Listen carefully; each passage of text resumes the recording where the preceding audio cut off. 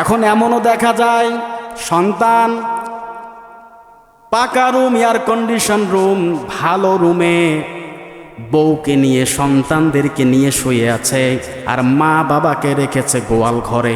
এরকম লোক আছে না নাই? আমার এলাকায় আছে, আমি দেখি তো। যদি আপনি মা বাবার হক আদায় করতে না পারেন, মক্কা মদিনার ইমামও হতে পারেন, আপনি মুত্তাকি তাকওয়াবান হতে পারবেন না, শেষ, সব শেষ হয়ে যাবে আপনার। তাহলে কি করতে হবে? টাকা পয়সা খরচ করতে কার উপরে? কার জন্য টাকা পয়সা ব্যয় করতে হবে বলেন? মা বাবার জন্য। খেদমত করতে হবে। আপনার মা কষ্টে ভুগবে, অসুস্থতায় ভুগবে, আপনি খোঁজ খবর রাখতে পারছেন না।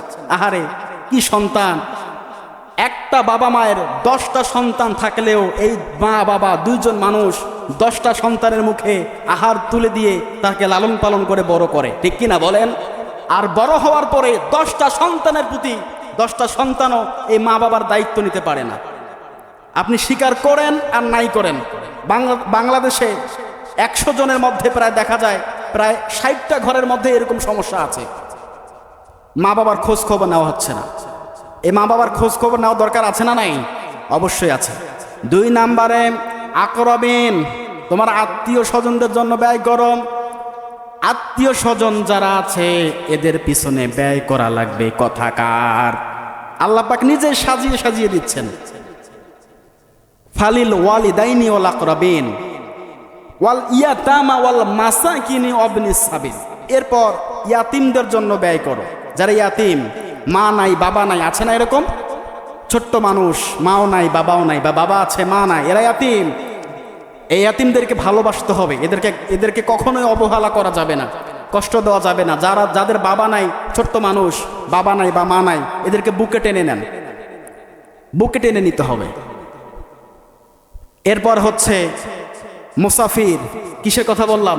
মুসাফির। যারা মুসাফির অবস্থায় থাকে এদের জন্য ব্যয় করা লাগবে।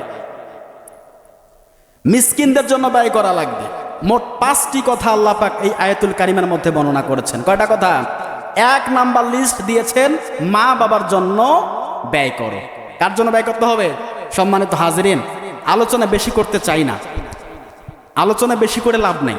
যে কয়েকটা কথা আমরা আজকে আলোচনা করলাম, এখান থেকে আমাদের শিক্ষা নিতে হবে, ঠিক কিনা? আমলের নিয়তে আমাদের শুনতে হবে। তাহলে এই সামনে রমাদান মাস, আমাদের মা বাবার জন্য ব্যয় করার দরকার আছে না নাই? অবশ্যই ব্যয় করবেন, যত পারেন মা বাবার জন্য ব্যয় করেন। আপনি যদি মা বাবার পিছনে 1000 টাকা খরচ করেন, আমি মনে করি আল্লাহ পাক রব্বুল আলামিন কোনো না কোনো সাইড থেকে দেখবেন আল্লাহ আপনাকে 2000 টাকা ম্যানেজ করে দিয়ে দিয়েছে। সুবহানাল্লাহ বলবেন না? এটা হয়ে যায়।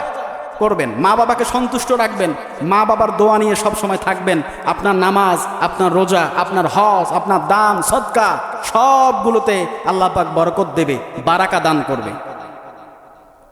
তো এই যে তাকওয়া অর্জনের জন্য কি করতে হবে? মা বাবার জন্য ব্যয় করতে হবে।